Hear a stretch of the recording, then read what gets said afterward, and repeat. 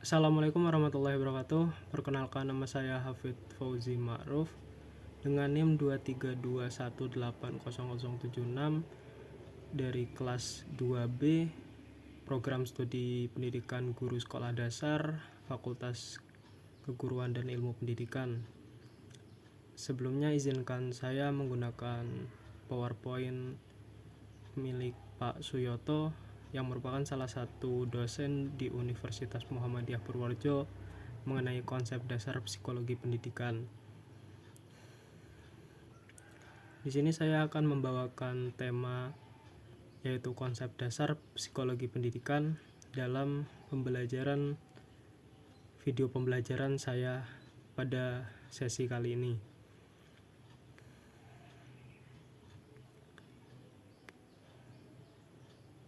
Yang pertama ada pengertian psikologi pendidikan. Psikologi pendidikan berasal dari kata psyche yang berarti jiwa dan logos yang berarti ilmu. Psikologi yaitu ilmu yang mempelajari masalah kejiwaan peserta didik dalam proses pendidikan dan pembelajaran. Juga studi sistematis tentang proses-proses dan faktor-faktor yang berhubungan dengan pendidikan manusia. Psikologi pendidikan merupakan psikologi khusus dan terapan.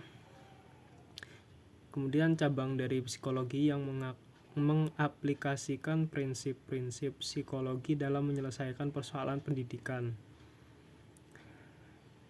Ada juga ruang lingkup psikologi pendidikan. Ada dua, yaitu gejala-gejala kejiwaan dan perbedaan individu. Dalam gejala-gejala kejiwaan yang meliputi perhatian, ingatan, fantasi, berpikir, motivasi, dan sebagainya. Perbedaan individu meliputi intelijensi, minat dan bakat, kepribadian, dan sebagainya. Yang poin B, hubungan psikologi dengan pendidikan. Mendidik berarti membantu peserta didik agar mereka dapat berkembang secara optimal sesuai dengan tujuan pendidikan. Peserta didik merupakan makhluk biopsikososio-spiritual. Aspek psikologi tidak dapat diabaikan dalam proses pendidikan, dan pendidikan dilaksanakan berdasarkan landasan filosofis, sosiologis, sosiokultural, dan teknologis. Seberapa pentingnya psikologi dalam pendidikan?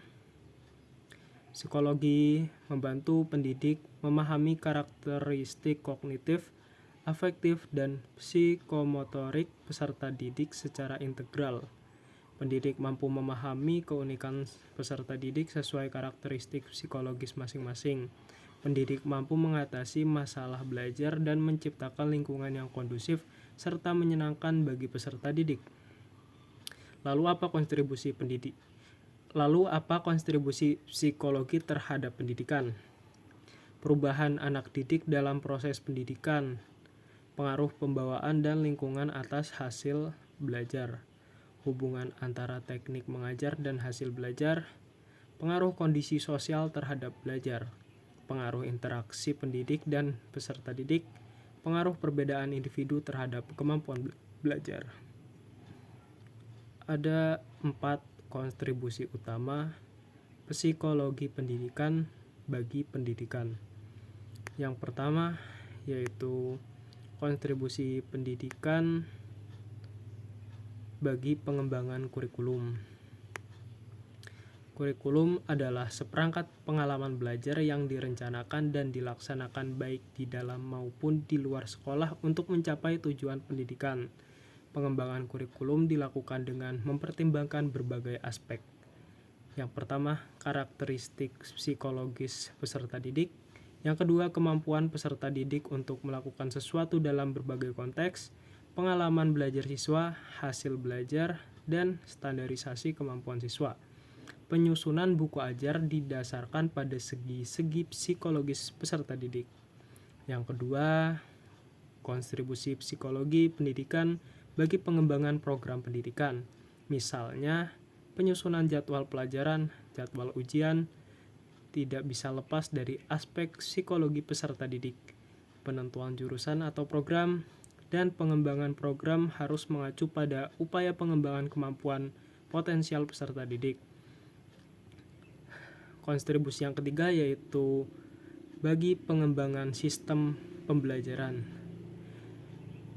Yang pertama, pemilihan teori belajar yang akan diaplikasikan, pemilihan model-model pembelajaran, pemilihan media dan alat bantu pembelajaran, penentuan alokasi waktu belajar dan pembelajaran.